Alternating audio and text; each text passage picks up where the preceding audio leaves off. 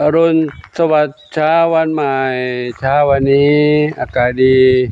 เย็นสบายมีฝนตกโปรยปลายลงมาน้องเหมียวมารอรับหลวงปู่กันแล้วน้องเหมียวน้องไก่ส้มอ่อนบุญนำกอไก่ทั้งหลายเมื่อคืนเสียงกระตุกกระเตกมีอะไรมาหลวงปู่ออกมาส่องแล้วไม่เห็นฝนตกด้วยน้องอะไรลูกสีหน้าส้มสีหน้าส้มขึ้นต้นไม้ขึ้นต้นไม้ไปดูเลยอ๋อขึ้นไปเล่นกับนกเหรอขึ้นไปเล่นกับนกทำรังมานะลูกอย่าไปกวนนกนะลูกลงมาเร็วนี่น้องทองอ่อนอยู่นี่ทองอ่อนด้านนี้อีกไปดูด้านนี้เลยหญ้าก็ฝนตกหญ้าก็ขึ้นมาได้ทรัพย์ทวีส้มไม่ใช่ทองอ่อนจินตลาอยู่นี่นะจินตลาด้านนี้ใครอยู่ในบ้านหนุ่มรอดำขาวนวรัตน์อยู่ตรงนี้ใครอยู่บนนั้นสุพรรณษาชอบผักกานี่ชอบผักกาไม่ใช่สุพรรณษาชอบผักกาอันนี้ใครนี่สีหน้าสีแว่นดำสีดำอยู่บนนั้นเนาะเดี๋ยวเราลองปูไปดูเรื่องปูไปดูน้องหมาน้อยกับน้องเหมียวในบ้านก่อนเนาะอันนี้ลักกี้ปูให้อาหารกินแล้วกินกันไม่หมดเลยอาหารเม็ดดูสิได้กินอาหารเม็ดหมดไหมดูสิกินกันหมดแล้วเหรอโอ้เก่งนี่เก่งนะเดี๋ยวใครให้อาหารใหม่ลูกเนอะเนาะกินกันเก่งจังเลยอาหารเปียกก็หมดแล้วหลวงปู่ต้องหุงข้าวคลุกกับต้มปลาให้นะนึ่งปลาให้กินเนาะอาหารเปียกเป็นซองมีอยู่เมื่อวานได้รับส่งพัสดุมาถึงได้รับแล้วก็มีจำนวนน้อยนะเพราะเป็นซองเล็กๆบรรจุน้อยได้มา8 โหลตอนนี้เหลือเท่าไหร่ละเหลือ5 โหลคลุกข้าวให้กินเมียรออยู่นี่ก่อนเนอะปู่ไปดูน้องหมาน้อยกันเนาะหมาน้อยก่อนหมาน้อยเฮาทำไมล่ะใครน้ำตาลขาวน้ำตาลจุดน้ำตาลเข้มน้ำตาลขาวไม่ชอบเถียงกันไม่ชอบเถียงกันน้องเงี้ยเถียงกันทำไมน่ะอยู่ด้วยกันไม่ต้องเถียงกันที่ลูกเดี๋ยวต้องจับแยกอีกกงแล้วมั้งเนี่ยอยู่ด้วยกันทะเลาะกันเนี่ยทะเลาะกันทำไมปูอาหารมาให้กินลูกอาหารมาให้กินพอดีต้มหมูไว้ตั้งแต่ตอนเช้าก่อนออกบิณฑบาตนะต้มหมูกับข้าวสุกต้มแล้วก็ออกบิณฑบาตกลับมาก็เย็นพอดีแต่ไม่ร้อนเขาก็กินได้พอดีนะส่วนน้องเหมียวนั่งกินอาหารอีกอย่างหนึ่งน้องหมาต้มไว้เขาอยู่ในนี้ออกหากินอะไรก็ลำบากนะก็เลยต้องเตรียมให้เขาแต่เช้าเป็นต้มหมูคลุกข้าวนะเดี๋ยวให้เขากินนะหมูนี่ซื้อให้ทุกวันก็ไม่รู้ว่าจะสลับยังไงเนาะก็ไก่บ้างหมูบ้างทุกวันตามนี้เพราะอาหารนี่เขาก็มีแต่เขากินด้วยกินอาหารนี้ด้วยแต่อาหารนี้ต้องซื้อเขาเพราะเขาจะชอบกินแบบพื้นแบบนี้ธรรมดาแบบนี้นะอาหารเม็ดก็ให้เขากินที่นี่กับให้หมาที่อยู่ข้างทางที่หลวงปู่บิณฑบาตให้เขากินเดี๋ยวนี้ให้เขากินนะระวังที่กินนี้จะตัวที่เอาไปให้เขานี่ไม่ได้ถ่ายนะเดี๋ยวเขาหยุดพักคลิปไปแป๊บนึงก่อนอันนี้หลวงปู่อาหารวะใส่ไว้ในถาดด้วยนะกินได้เลยนะไปกินเลยไปกินแล้วหลวงปู่ไปดูน้องเหมียวมั้งไปกินเลยเร็วกินข้าวเลยไปนู่นนี่ถ่ายนะกินไปกินเลยเด้อมัมกินเลยลูกไปเก่งแล้วนะกินเก่งเนาะน้ำตาลขาวไปกินแล้วน้ำตาลเข้มไปกินแล้วลูกไปเร็ว มองเหมียวอยู่ข้างนอกมองเหมียวจะเล่นกับเหมียวแล้วไปกินข้าวเด้อน้ำตาลจุดกินข้าวแล้วจบกินเยอะๆลูกนะกินเยอะๆลูกนะเดี๋ยวรอถึงเวลาพาไปทำหมันลูกนะทุกวันก็พาน้องหมาออกมาเดินเล่นกับเหมียวทุกวันถ้าฝนไม่ตกนะฝนตกก็แล้วก็ฝนตกก็ต้องไม่ได้เข้าไม่ได้ออกกินข้าวเยอะๆกินแล้วเอาข้าวไปซ่อนไหนเกี่ยไม่ต้องซ่อนเราลูกเราอยู่คนเดียวธรรมชาติของเขานะถ้าเขากินไม่หมดหรือว่ากินอิ่มแล้วเขาจะไปซ่อนของเขาไว้ไม่กินตอนที่เวลาที่เขาหิว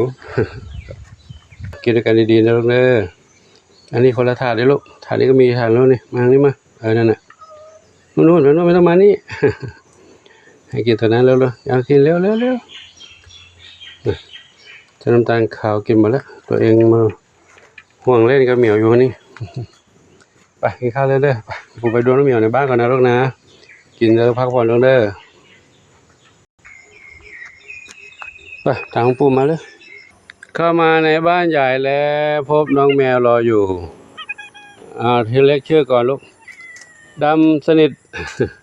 เจดีขวัญจิตส้มขาวใหญ่มีสุกหนึ่งเดียวดำเล็กหางกวักบุญสมมนชัยดูน้องเล็กในบ้านในนี้น้องเล็กในบ้านก็กินอาหารหมดแล้วปูอาหารเม็ดไว้อย่างข้างนอกไม่กินอาหารเม็ดแล้วลูกใครนอนบนนี้ใครนอนบนข้างกองทรายข้างถุงทรายลูกน้องทองเล็กโซทองเข้ม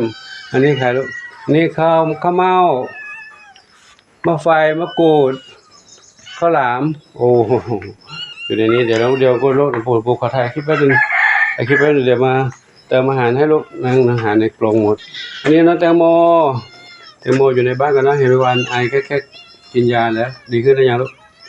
ดีขึ้นเนี่ยปวดบ่อยมาเนาะอันนี้น้องใครนะปุยฝ้ายแอบอยู่ไหนปุยฝ้ายเดี๋ยวดูปุยฝ้ายก่อนเลยอันนี้น้องน้ำเพชรอยู่นั่นปุยฝ้ายอยู่นี่พี่เพื่อนกินอาหารเม็ดไปหมดลูกบัวให้อาหารเม็ดก่อนมี10 บาทอยู่นี่วางไว้นี่เลยไม่กินกันเหรอไม่กินจะอ้อนปูทำไมลูกอ้อนปูทางนี้ก่อนเลยเต่าทองน้องมีบุญนอนอยู่ในซอกข้างต่อไม้กับกระเบื้องอยู่ในนั้นเนาะอันนี้มันเหมียวตามมาด้วยแล้วลูกตามมันด้วยไปดูน้องอีกลูกดูน้องแตงกวาแล้วใครวิ่งมาขาวเทาทางนี้กินอาหารหมดไหมอาเม็ดให้ไว้นี่ก็กินไม่หมดเนี่ยเราเล็กหางกวักขาวเทาอันนี้เทาเล็กอยู่นี่เทาเล็กมาดูทางนี้ดูน้องทางนี้ก่อนน้องกระจองงอแงอะไรลูกอยากออกมาเหมือนกันเหรอลูกเหรอปูอาหารให้กินแล้วไงเขาอยากกินอาหารเปียกน้องเล็กอยากกินอาหารเปียกปูให้เนาะอาหารเปียกน้องเล็กมีอยู่ลูกอาหารเปียกน้องเล็กมีอยู่เนาะเดี๋ยวปูจัดให้เนาะแม่ยินดีลูกแตงกวาขนุนอยู่นี่ได้ปะเดี๋ยวจัดให้ลูกเดี๋ยวแป๊บหนึ่งอันนี้แม่อะไรมะลิกับพี่กูลอยู่นั่นนะพี่กูลดูซึมๆไปนะไม่ค่อยสบายอันนี้แข็งแรงดีมะลิกับพี่กุลเขาซึมๆนะนี่น้องชบากับกุหลาบอยู่นี่ก็อยากกินอาหารเปียกเหมือนกันผู้จัดให้ลูกเด้ออาหารเปียกเด็กโตไม่มีแล้วลูกหมดแล้วอาหารเปียกเด็กเล็กเมื่อวานนี้ได้มาตอนนี้เหลือ5 โหลคือซองเล็กๆซองเล็กๆ5 โหลเดี๋ยวจัดให้ลูกเด้อแป๊บหนึ่งเอาผลไม้ทั้ง5ต้องออกมาวิ่งเล่นแล้วกินอาหารไม่หมดแล้วนะวิ่งเล่นข้างนอกเลยลูกเด้อเขาโตแล้วก็ได้รับวัคซีนครบทุกอย่างแล้วนะรอทำมันอย่างเดียวบอยออกมาแล้วเขากินอาหารแล้วนะเห็นเม็ดแล้วเดี๋ยวเขากินอาหาร กับพี่ๆนอกก็ได้อยากเอามาแล้ววิ่งอย่าเลยวิ่งไปทางไหนวิ่งไปทางไหนเอาวิ่งมาเล่นตรงนี้มาเล่นข้างนอกเร็วเล่นสนามกว้างๆนี่มาฝนไม่ตกวันนี้ฝนไม่ตกวิ่งสนามกว้างๆนี่เนอะมาเลยวิ่งมาทางนี้เลยไหนวิ่งอะไรยุ่งยากไหน อะไรกันพี่ครูน้องทำไมพี่ขวัญจิตแล้วในวันนี้ปู่ขอนำภาพบรรยากาศยามเช้าวันนี้ให้ได้รับชมกันแล้วเนาะทั้งน้องเหมียวน้องหมาน้องไก่น้องเต่าน้องกระต่ายครบไหมครบทุกจุดนะยังไม่มีใครที่ยังไม่ได้เช็คคิวอยู่ไหมลูกมีไหมโอ้หลวงปู่มีแตงโมด้วยนี่แตงโมลูกลายออกลูกแล้วลูกลายออกลูกแล้วก็ขออนุโมทนาสาธุกับทุกท่านเนาะที่มีความรักความเมตตาต่อน้องเหมียวน้องหมาน้องไก่น้องเต่าน้องกระต่ายและสรรพสัตว์ทั้งหลายขอบุญกุศลทั้งหลายจงอำนวยพรให้ทุกคนได้พบความสุขความเจริญมีความสุขกายสุขใจปรารถนาสิ่งใดขอได้ต้องความมุ่งมั่นปรารถนาเท่ากันทุกคนทุกท่านเถิดเช้าวันนี้ขอนำภาพทุกท่านได้รับชมไว้เพียงเท่านี้เนาะขอให้ทุกคนทุกท่านโชคดีมีความสุขสมปรารถนาในสิ่งที่ปรารถนาทุกประการเถิดสาธุอายุวันโนสุขังพลัง